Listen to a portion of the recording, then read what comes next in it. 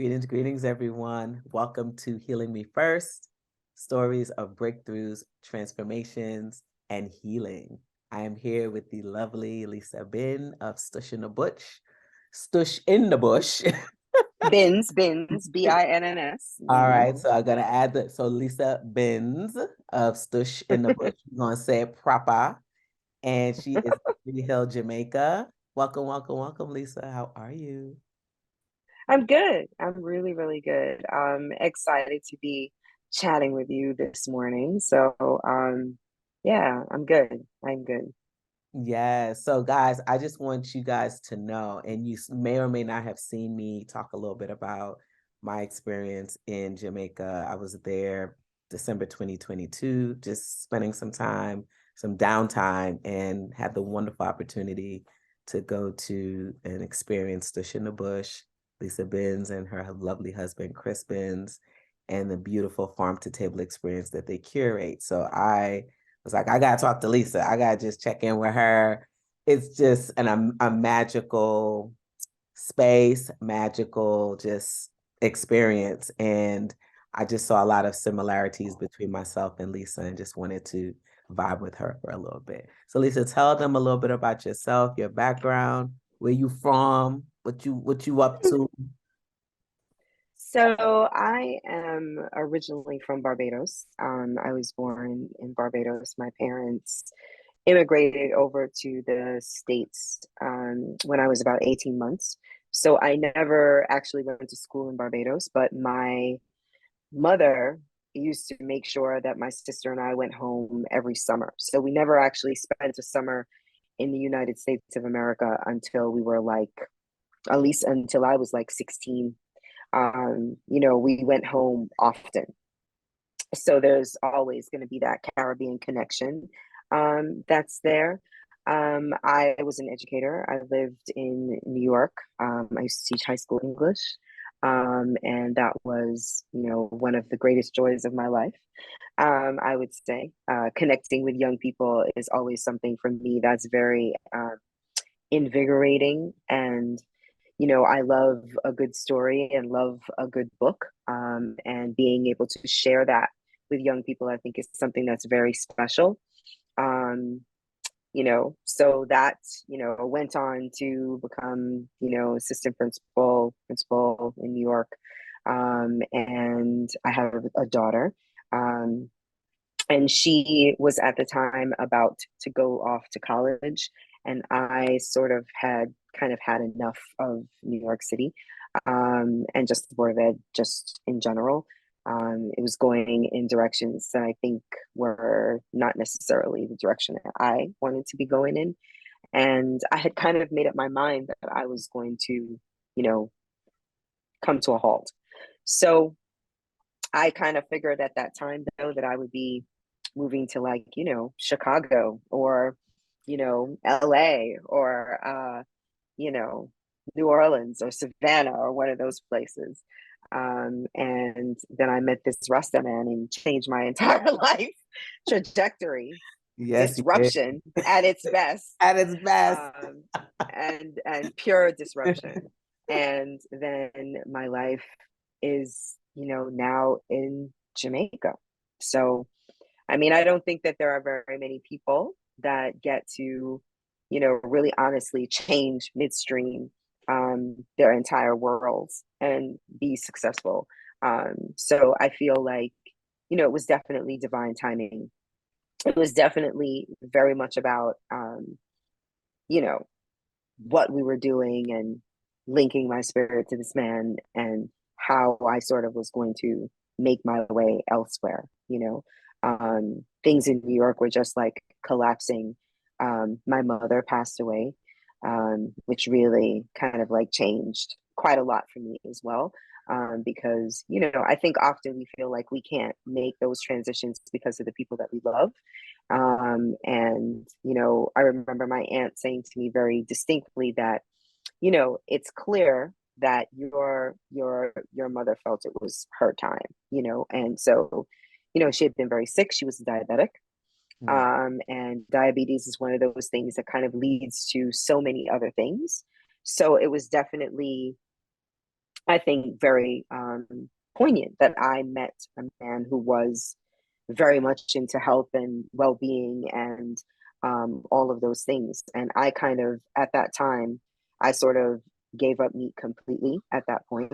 And, I just felt like all of these things were kind of happening for a reason. And what it's done is it's kind of allowed me to sort of step outside of, you know, what I was trained to do, and sort of take up something that is very close and near and dear to my heart, and still has this element of teaching to it, right? So, in very many ways, when people come up here, we're still teaching you, right? We're teaching you about the land, we're teaching you about food, we're teaching you about, plant magic, right? So, like, it's very in keeping still with my spirit. And you know it was and is still something that I think that we're very, very passionate about.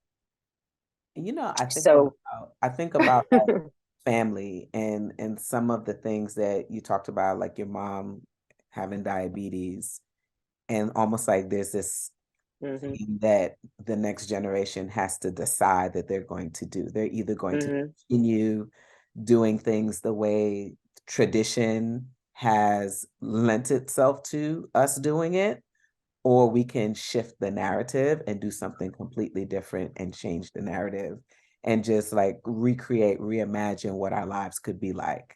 And so I feel like, in a sense, like that's what you're doing with Stush in the hmm Bush. At least, for your mom. I don't know the full history, but it's like as Caribbean people, we are well, so I think, big with these things, right? yeah, I definitely think it's something that we as Caribbean people struggle with. And I always try to kind of go back to think about, because it's not even just Caribbean people, it also is folks down south, just Black people in general. I Yeah. think that we are, consistently always fighting these lifestyle diseases and fighting these things that, when you think about the words and the terminology like gravy, yeah, and, you're dipping yourself in the grave, you know, like, I mean, like, I never thought about those things Yeah. until I met Chris, right? Right. Like, that's a whole, like when people come and say, oh my God, this food is to die for. And I'm like, no, we're not dying for this food. We are living. So it's very much a very, very different perspective. And while it might be something that people think of, very small, it's a very small way of thinking about that. But the reality is that you're just, your words have power, right? Yeah. So you'll find that, when we talk about things like, when people say, oh, from the bottom of my heart, I'm like, no, from the top of my heart, right? From the top of my heart. So it's really a very different kind of way of bringing all these things into being, and just your own sensibility about all of those things. My mother, she had plenty struggles, but she was still the most generous, kind, warm, giving person, that I have ever known. Yeah. And her brothers and sisters, all, she has two remaining sisters who are alive currently, but everybody has had diabetes. Everybody has had some issues with heart, all of those things. So I have really, I've tried to kind of like, preach a little bit. I don't like to preach too much, right? Because I think that people have to make their own decisions about how they're going to do things. And I'm definitely somebody that thinks that all things in moderation, right, is also a very good approach. Eating the best of the best if you can. Yeah. But oftentimes we're not doing that. Oftentimes we're like, oh, I don't eat vegetables. I only eat meat, you know? And then we wonder why we're gaining a ton of weight, or we wonder why our blood vessels are like slowly becoming tiny little things where the blood can only barely get through. Like, I think there are things that, obviously, that we try to show people up here, And then on top of that, there's just this whole connection with the place that you are in, and the connection to the land, and the connection to the soil, and what the seeds that you put in there bring forth. And then from there, what you do with that food. How do you make that food sing? And how do you make that food be vibrant for your body and for your spirit? Just like all of those things. So for me, Stush in the Bush is really about a philosophy, a lifestyle, a livity, as they say in Jamaica. And it really is about how all of those things kind of marry up together, right? It's not just like, a separate or a disaggregated kind of scenario. It's all kind of how all of those things come together and how they make you feel. Like last night, we were having dinner, which is a regular, Chris and I with this food thing sometimes it's so funny because people are always like, oh my God, you eat like this all the time. And I'm like, no, there's no way that we could eat like this all the time. But there are components of all Yeah. of these things that represent who we are, that make their way onto the landscape of the table. So I love that, right? Because he's like, oh, what do you want? I said, I just feel like, because I made bread the other day, and You made the red I stripe try not. hair? Did I you make that one? no. I made this. I made this honey oat molasses bread, which is actually my favorite. I have to confess. Mm. I love the beer bread and stuff, but I really love, you know, things that have a little density. Yeah. So this honey oat molasses bread I've been making for a long time.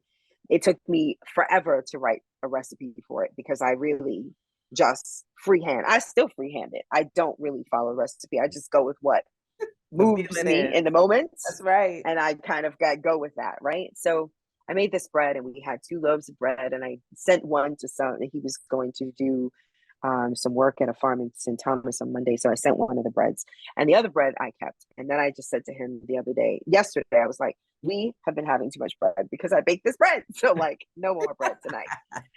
So he was like, "Okay, okay." I said, "So what do you want?" I said, "I want a salad, and I want a really big, luscious, gorgeous salad." So he brought in some haricot green beans. Yeah. And so I did those in just a little olive oil and, little onion, little garlic. That's it, right? Little salt, pepper, whatever. And we had this huge salad with these Cherokee purple tomatoes that we have that are coming in on the farm, almond hummus all up in the middle. And then we piled on all of the greens, all of the beans, and everything on top of that. Had a little bit of extra dressing, that sort of thing. And I mean, it was just what we wanted, right? But that's the beauty of this, right? The greens, the beans, the tomato is all from the farm. So there's a consciousness and an awareness of what you're putting into your body and how you want to kind of interact with that. And then it's just beauty from there out. Like, you can't, that to me is where the rubber meets the road, right? Yeah. So that's what we try to give you when you come up here, right? Is to have that appreciation for things that you're often overlooking, or things that you might feel you don't even know what you want to do with them. There's all of those things that kind of like play into that. So that's really what Stush in the Bush is. It's not a restaurant. It's not for you to come up here and say, oh, I just want to have some food on my way to Kingston. No, this is not about that. Yeah. Right. And I think it's very hard for people to understand that, generally speaking, especially when they see pictures or they see people coming up. They have no real sensibility of the amount of time that you spend here. And they have no sensibility. Some people are like, oh, I don't have that much time. Well, then this is not for you. Yeah. And it's okay that it's not for you, right? But I do think that what we are doing is a huge healing within itself, right? Yes. I So wanted to that go there. I that wanted to that go for there. me, I that wanted to for me, go I there. mean, it's healed us, Yeah. and it continues to heal people that come up here. Mhm. There are people that come up and they're so tight when they come up here. Oh God, they're so tight when you see them. You try to hug them and say hello, and they're like, "Oh God, don't touch me." Like people like that. I do. There are people that come up here that are so tight they can't let go. And after, by meze and by the walk, and by the time they come back into the drawing room, oh, they are loose like a goose, right? All of that has kind of like just lifted off of them, for the most part. You will still find people that are just very, like, skeptical and all of that. But you've already paid for it, honey. Free up and enjoy the things. That's what I feel, like, let go and full joy Yeah. the entire experience. So, like, it's important to kind of tell that to people sometimes, because I'm not here to sit on a soapbox. I don't give a soapbox when I'm in there. I really try to talk to you about the food and talk about my own personal experiences, stories, all of those things about how you come to something and the love of something, like food. How does that translate for you? But there are people who are, really, really tight, really, really tight. And it's nice to see them kind of come into themselves. Yeah. Yeah. Surprisingly, by Yeah. the time that they're leaving, and they're like, oh my God, I can't wait to come back. And, that sort of thing. And I love that. I was looking at a report yesterday, and it kind of gives you for the month, how many people have come before. So it's like 14% newcomers, but it's 86% people who've been here before. Wow. So That's this kind good. of right. So this kind of a thing is so much about, Yeah. oh my God, I have some friends coming, I want to bring them up. Yeah. Um, that is the vibe. So there's Yeah. something very rich about that. And I don't mean, and I do actually, let me take that back. I do mean rich as in wealth, right? Because wealth doesn't necessarily have to be money. Hmm. Wealth can be so many other things. And I think that there is a richness and a wealth in what it is that we do, that we share with people, which is why, you know, I don't have to advertise, why I don't have to, say, give away discount seats and all this other stuff. I don't have to do that, because people value what they are getting when they get up here. And, we always aim to give you more than what you paid for, regardless. So, that giving and that um, coming together of spirit and coming together of all of those things, I think is it's just so beautiful at the end of the day.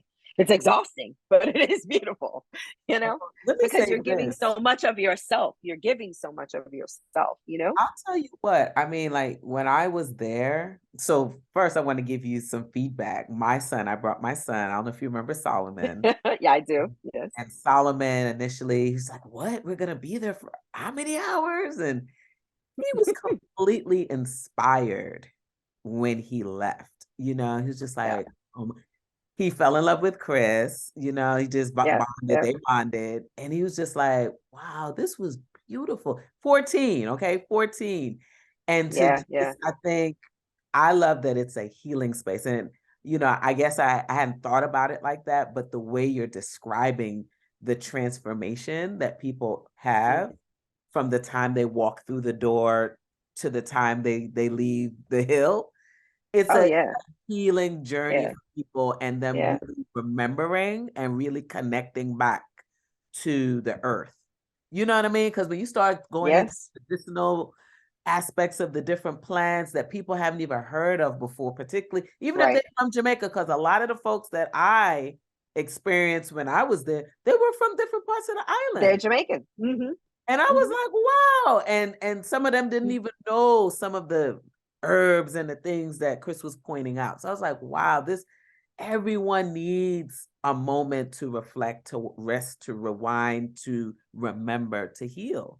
Yeah, And to that's let all of that rushing that we do on a yes, daily basis, just let it go. Why you have to rush when you come here? Just relax. And if you are so inclined, hire a driver so that you don't even have to compete with that part of it. You can just, like, fully immerse yourself, right? And just take it all in, you know? And I think people also have a very, like, when you think about the fact that there are 30 some odd people sitting in that drawing room, and you're plating every aspect of it, in addition to any kind of talking or any kind of anything. I think that, people underestimate how much time that takes, like, Because when you go to a regular restaurant, no one's really talking to you. You choose from that menu, it drops in front of you, and then they come back and check on you. Maybe you order a glass of wine, you scarf it down, and you're out. You know what I mean? It's a very different thing to linger over food, Mm-hmm. right? It's Yeah. a very different thing to slow down and not have to feel like, oh, I have to rush through this, right? And I think that, when people come up here, they understand that after they've left. Yes. Mm-hmm. But beforehand, they're very skeptical. Skeptical. They're like, oh, there's a Scotchies on the way home. Huh, maybe if this plant stuff don't work out, I can stop and have something else. People don't have space for that by the time they I leave don't from got no us. space. All There's them cake no courses? I want to eat no, that there's to the no next day. space. There's no space. Ain't no You know, space. there's that savoring of the flavors that you had. There's that there's just this connection to, I didn't even know that there were these hot pink watermelon radishes in the world, right? Like Yeah. that to me is just so joyful. It's so joyful and it's so mesmerizing for folk. Who would thought who would have thought that you come here and you're gonna eat flowers? What? You're gonna do what? Yes, you're gonna eat flowers here because we eat flowers, right? So there's a lot of that. And I think that, if you allow yourself, Yeah. to experience and to, just be open, I think that, you definitely always have a better time. Things will come to you. All of that will happen. We have a friend of ours who's known us as long as we've been doing this now, which is, as long as I've been married, essentially, right? Different phases of different things the entire time. We're going on 14 years next month, right? And I, when we first got here, and I was living in this small little shack with Christopher, people like to call it a little love shack, yeah. But she came to visit, and she lives on island, right? And she's a shaman, yeah. Oh, wow. So we went out into the field, I don't know, to do something. Rain started and we got caught up in this little gazebo that we had. So here are all of us here in this little gazebo, and she starts rocking, right? Rocking. Just rocking. And I was just like, you okay? And she's like, I have some things I need to tell you. I said, oh my God, Ooh. what? I said, okay. And she says, I just want y'all to know that the ancestors are so pleased with you all. Mm. You just cannot imagine how pleased they are with you. Mm. This work that you're doing, these things that you're doing, this growth that you're doing, this vision that you have. Mm. Yes. So, when things like that happen, you're like, okay, I got it. I understand, you know? And then in the same breath, she said to me, yeah, but that picking up and leaving from New York like you did, girl, they ain't happy with you. You got to make some amends about that. So I was like, okay, all right. She said they trying to follow with you. You got to give them a little time. I was like, okay. So those are, the things that kind of come to you. But to know that you're using, that you're the family land that you're sitting on, the people that were here before that built that foundation that you're sitting on, um, it's about how do you leave that same legacy for the people that are coming after you, Yeah. you know? Yeah. And So the this is planting up and everything else is huge, you it's a know? century. The family land has been in the family for over 100 years, Yes, right? yes, yes, Wow, yes, that's yes, incredible. yeah. So it's a very, right? It's very different, and it's a very different, this can only be passed on, you know? So when you're passing it on, what are you passing on? Yeah. So when I first got here, there was nothing here but a rose bush, my friend, a rose bush. Hot pink rose bush. That's it. Mm. Yeah. So to come this far, with this vision and people still clamoring at your door to get a seat at the table is very powerful. It's very, very powerful. And we don't take any of it for granted. Yeah. Well, I love that you pay it forward by training the next generation of chefs. Mm, I was very hmm impressed by that piece, that all of hmm the chefs, including yourself, not necessarily classically trained in the sense of No, these big no. schools, but through Yeah. the work, right? Through the work of being, Doing the work yeah, and doing and having the passion and being interested and, just all of that. I don't think there's anyone that walks through our door that we ever say no to. We give everybody a shot. Doesn't matter what your age is, doesn't matter. It just doesn't matter, you know. Um, and I think that there's discipline that's involved in that. There's standards that are involved in that. There's conversations, learning, um, execution, joy, right? So yeah. all of those things are a part of that journey that everybody is on as you kind of come into yourself. I had a conversation with them the other day just to say, you need to think about, is this a job or is this a career? What is this for you? Yes, yes. Hmm Because then you look at it hmm differently, right? Particularly at their Of age. course, Yeah. of course. And then you also see it as a is it an investment? Are you investing in yourself? There are all those kinds of conversations that happen. Sometimes they don't love when I say these things, but I have to say these things, Yeah. because I've walked that road. I've walked the road of kind of figuring out all of those things and kind of coming into your own. When I very first went off to college, I thought I was going to be an accountant girl. Really? No, mm-hmm. An accountant, and I am not in any way, shape, or form a numbers person by far. I went into that class, looked around at all the white people that were around me, and I was like, I don't know if this is where I want to be. I don't know that this is what I want to do. So, and then I went from there into literature. And I mean, that was an easy part for me because I loved books, Mm. So, I mean, it just speaks to the fact that it's so important for you to love what you are doing, because then it just feels like it's such a natural extension of yourself. So I know that you went to Barbados in the summers and spending time in New York, like living there.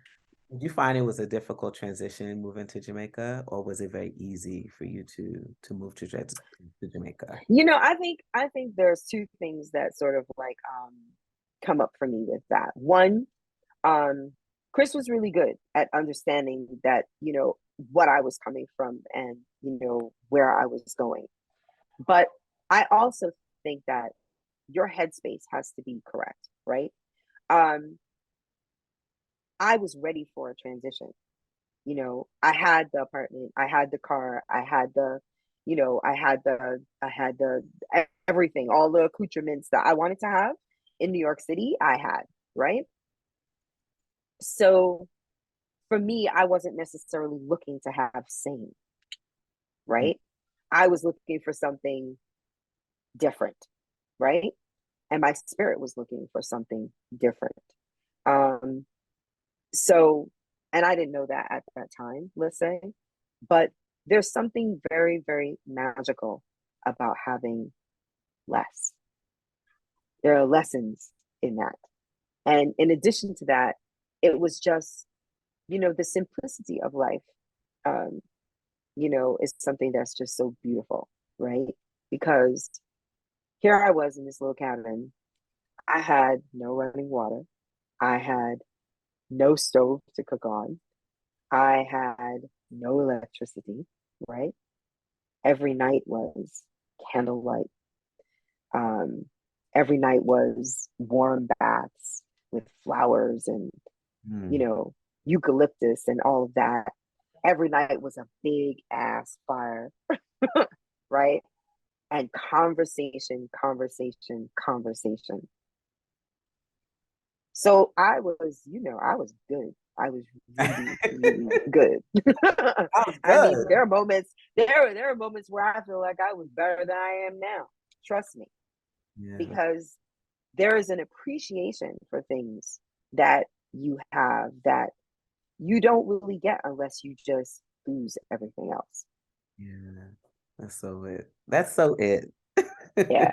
And then you kind of like, and then you get successful again and you kind of come into all of these other things. And so life changes again. And it's very hard to kind of pull yourself back to being grounded about that, like it's very hard to get that phone out of that man's hand. Yeah. Whereas before, there was no, like there was a phone, but there was not that instant connection to everything the way that we're so instantly connected to everything. So there's not this appreciation for nature or for being out in nature or what that really means for you. Like, I can't even get sometimes when people come down, family comes down, and just to get them to disconnect from that, oh, it's the most difficult thing ever in life. It's like, oh my God, is there Wi-Fi? You do have Wi-Fi, right? And I do now, yes, but like like it's so, I don't know, it's such a double-edged sword because we're so not present, right? Hmm. Like I watch people, I almost want to ban phones in my drawing room, except for I know that people are taking pictures and all these other things. But when they're there and they're just can't be present, something is really up with you and you don't really even Yeah. realize it. Yeah. You won't allow anything else to come into that space with you, because you're so bound by Yes. entertainment outside of what's in front of you.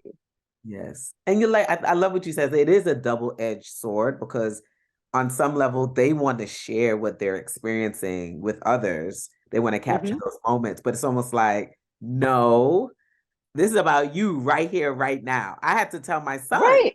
when he was there, put that thing away. Someone told him that. Mm-hmm. And then he was there. He was right there experiencing. He left it alone. Mm-hmm. And Mm-hmm. that's when I think everything started opening up for him even more. Of course. But we have to allow ourselves the time and the space to do that. And sometimes we don't allow ourselves that. We're so busy capturing that we can't be in the moment. We Mm. can't be present in the moment for ourselves, right? We have to, you know? So I don't know. It's as I said, it's a double-edged sword, right? Like you want that, and then you don't want it same way. Yeah. It's weird. So, like, what Yeah. are some of the things that people have said in regards to just being on the space? Um, like what kind of conversations or I don't know, revelations they've shared with you that they've had just being in that healing space and eating the food I and mean, I think for a lot of people, well, first of all, people are pressing about this cookbook that I can't get not 5 minutes to write. I don't know what I'm gonna do. I'm gonna have to take myself away from here or something. I don't know. It's crazy. So that's definitely a part of it, right? Is the impact that the food has on them. I taught a cooking class in Kingston that got sold out like hot bread. Yeah, very fast. And for me, I like to cook. I love people. When you do these things, a lot of people try to tell you what they want from you, right? right. And I know people hate working with me for that reason because I refuse. I'm just like, I don't want to call that. I don't want to do that. This is what I want to do.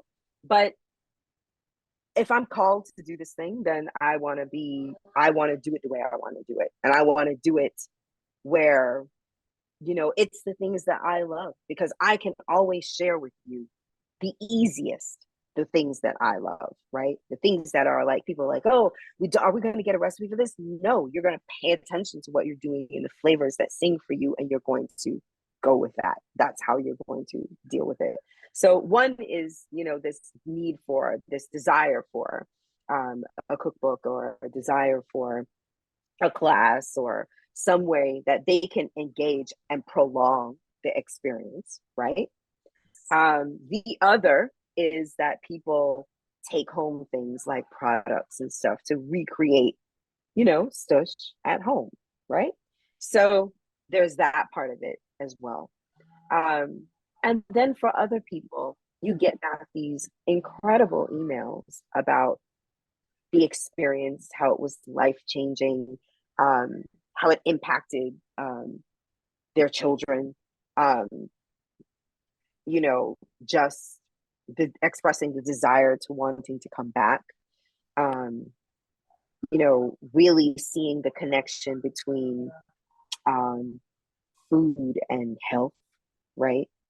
Um, so much, there's just so much of that, right? And you'll see it come out in different ways. Like it could be that people send you an email or something along those lines. It could be people just responding to a post that you've made. Yeah, that's also something that people do often, and just like, oh my God, you should just go. You don't know until you go, Yes. right? Yes. And I think that that's something that's important. I think a lot of times what people are looking for is not necessarily what they they ultimately get when they once they can't up it, right? Like they realize that it's completely different from anything else that they've ever experienced. Yeah. Um, and which is why it's not like we're going to seat 50 at a time. It's just not possible to do. I mean, I guess maybe it is possible to do, but it's not what I want to do, you know? I think there's something very intimate about coming up here. Um, and I like that. I like that it's intimate. I like that people walk away feeling like they did something special, you know? Yeah. So, yeah, I think that's really important.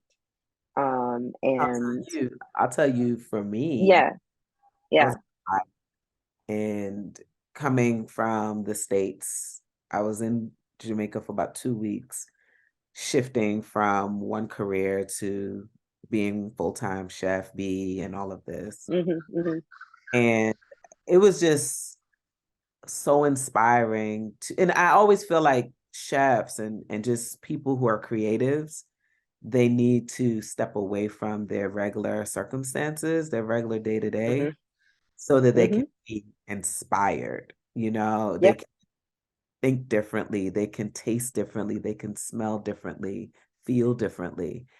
And that was the biggest thing that I experienced after having, the Stush in the Bush experience. I was inspired. I said, wow, just the conversations that we had around food just made me feel like, okay, when I go back home, I'm going to approach some things a little bit differently. I'm going to explore some things a little bit differently. And I feel like that's the hope and the goal, right? You do something out of your ordinary and you're inspired to do something a little different than you've done before, and then it was worth it. It was worth it, and it was on the mind too for several months afterwards. I was like, gosh, I got to get back there. I got to get back there. I want to see what Hmm, the spring summer menu is going to look like, just hmm, inspiration. And I just feel like that's also a part of healing as well. Just really reimagining your life, reimagining hmm, you hmm, can be hmm, and how you can be a hmm. little bit differently, you know? Yeah, yeah, for sure. I think that that's always the hope. We always say that people reach exactly when they're supposed to. You'll have people that will have said, I've been trying to come here for 3 years, you know, Yeah. and you're like, well, you're here now. So embrace, right? Mm. I think we have to kind of like leave some of them shackles that we are so tied to, at the door. Um, I think we need to, you know, open up and experience and allow our taste buds to kind of like really relish in things that are like just wonderful, you know? Yeah, I think, and it's exciting for us too, like I'm one of those people that I get bored easily when it comes to the menu. I fight myself not to make too many changes all at once and throw the kitchen into a, you know, but I'm like that. I like the change. I love exactly what you're saying, the inspiration of going places and experiencing other things and having your taste buds just exposed to stuff that maybe you weren't. Some things you will love and some things you will really hate.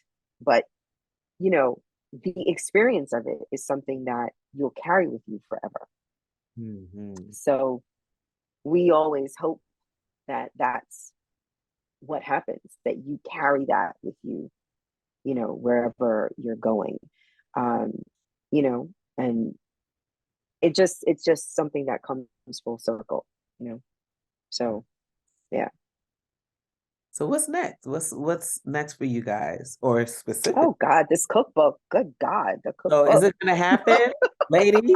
What's up? I don't know. Yesterday I was so upset. I was so upset because my day got all usurped. And I said to Chris, I said, I am not writing this cookbook. It's not gonna happen. And he says, in his all infinite wisdom, he goes, can't let people just drive you crazy like this. You have to, if you're gonna do the thing, just do the thing. And I was like, So calm. I know he's right. I know he's right. Like I know he's right. But in that moment, I was just so annoyed. But I do. I have to. That for me is a very big part of this, and trying to just figure out the layout and figure out what recipes and figure out, because it's a sharing, right? And it's a story. And, Mhm. stories deserve to be told well, you know? So for me, that is definitely a big thing. The other thing for me that's really big is, I love cooking classes. Let me just confess it up front. I love feeding people, but I really love cooking classes. I love the energy. I love watching people engaged. I love I just love it. I just love all of it. I do. So I have to figure that part out, because I do want to start back offering classes. I love going to other people's places, but I love home. Yeah, because Yeah. everything that I need is right here. So I don't have to think about that. But I know that, I would love to do a couple cooking classes. I also think one of the things that's really important, down the line for me is consultancy. I feel that, people, well, let me say it this way. I think there's a lot of consultancy that's needed around food in general, but I think that people are so linked to providing as much as they can for as little as they can. It's never, ever going to pan off to be wonderful. Like you can't turn something into something wonderful when your ingredients are subpar, or when your heart is not in this food, and what you're turning out is just it's just for some people to eat. It's not really a big deal. Yeah. If I felt that way, that food would be very different. Yeah.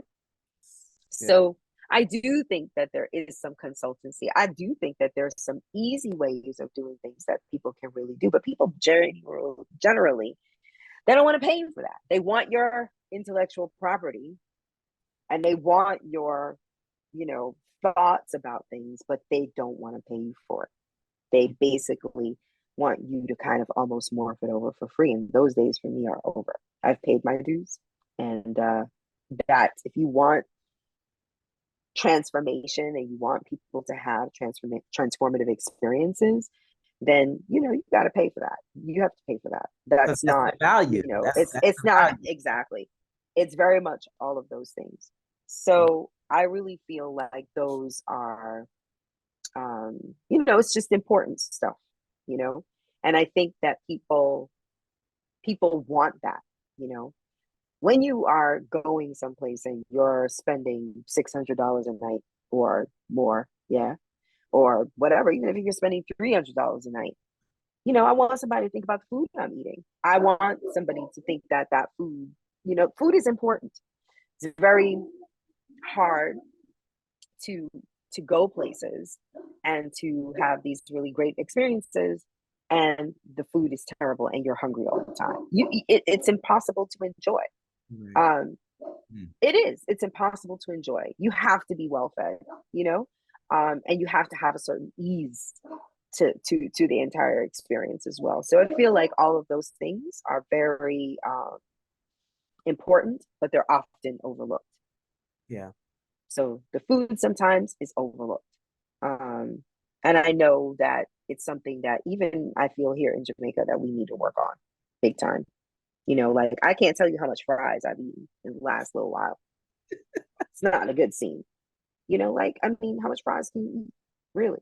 Listen, I So came back from Vegas, and Vegas, there was hardly any seriously intentional plant-based options. Sure, you could go get a salad at a buffet, but seriously intentional, beautifully curated plant-based options in all of Vegas, the strip, you're not gonna find it like that. Strip steaks, seafood, meat, chicken, but not the things that no, we relish no, in our day to day. no, yeah, no. It's true. It's very true. And I think because of that, it just makes, you know, and you need more than one. This is the other thing, right? Like you can't, people come up here all the time and they always are like, oh my gosh, you know, we really want to do something like what you're doing.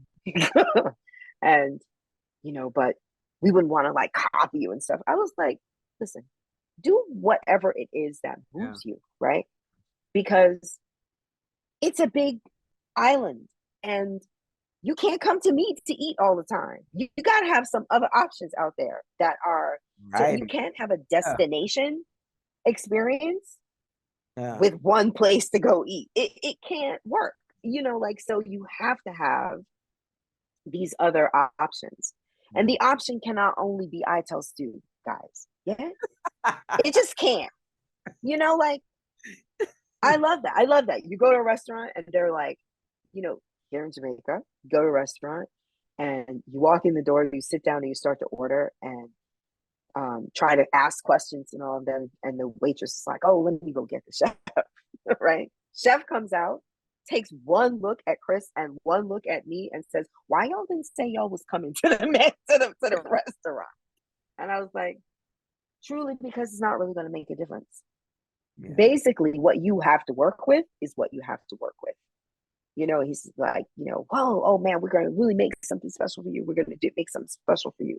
So, and then the waitress comes back out and she's like, I'm like, what's the special? And he says, you know, it's going to be ITIL stew, right? And I'm like, yeah, that's exactly what I expected because there's no other way to think about it outside of the box. Yeah. Yeah. And I just think that it's something that's so needed, Yeah. but we can't see the forest for the trees because in our minds, we think that everybody wants the meat and the seafood and the chicken and the pork. So since that's what everybody wants, spending money to have you teach us to do something different, no, that's not really going to work. So it's a very different, it's a difficult space to occupy. Mm. Um, you know, and I'm sorry that, you know, I'm not open 5 days out of the week and all these other things that people are always requesting, but you know, somewhere in there you have to live too. Right. And it's not like you're coming to some site off track that I have to get to. You're coming to my home. You know, Mm. you're coming to where I live. You're coming to where my dogs drive me crazy and drive other people crazy. You know, you're coming to where we grow food. You're coming to, you know? So I think that for me, I think consultancy is definitely something that people need. I don't know that they see that they need it, but they do need it, you know, because how many fries can you eat? Right. And if I'm at a place for 5 nights, you can't feed me idle stew every night. Yes. Right. So there's all of that to be considered. And we've been saying this for years. And yet and still, we're still in that same food place. We're still in that zone where, you know, those are the only options, you know. And not to say that there isn't value in ITIL stew, there obviously is. And many people make it different ways. And when it's done well, it's really wonderful, right? But what are the other options? What are the other things that are out there? And, there's just so many other things that you can do as well, So yeah, I definitely think that that's part of it. We've always wanted, I've always wanted to do a bed and breakfast. Um, and I'm always kind of thinking about how that's going to play out. We do see the need for retreats. We do see the need for all of those things, but we've always grown very organically, in the directions that sort of like present themselves to us. So that's kind of where we are, you know. Definitely wanting cabin number two, you know. Um, Definitely, wanting to be able to host people and for people to have, experiences here. Um, but I can't say that's next year. I can't say when that would happen ultimately, but is it part of the dream? It's a very natural outgrowth of what we do, for sure. So there are all of those, ways that you can really move in that are sort of very natural outgrowths of what you currently do. But it is to find the people. Well, look, you need That to part. invite me to come to Jamaica for like a year or two. I'll come and I'll apprentice under you and help you to expand it. Okay? Yes. That's what you need. That's really and truly what I need. I need some like-minded folk. I need some people who are wanting to kind of like, put some of this other stuff that's happening in the rest of the world at arm's length for a little while, you know, and sort of see it in a different light. So, yeah, for sure. Wow, well, it was so wonderful talking to you. This was wonderful. I'm looking Yeah, it forward was to seeing great you to chat with soon. you. Yes, we're gonna see each other Hmm. soon. So y'all, please check them out. Stush in the Bush. If you're in Jamaica, you're visiting Ocho Rios, go to Free Hill, go and have the Stush in the Bush experience. Absolutely wonderful. You will be transformed and you will get to meet this wonderful lady and her beautiful husband. All right. Give thanks. Thank you Give so much. thanks. So much. And you guys take care. And remember, you guys can check me out on I Am Chef Bee. That's Chef Bee with 3 E's. And then, of course, you can check us out on Essential Meals to Go.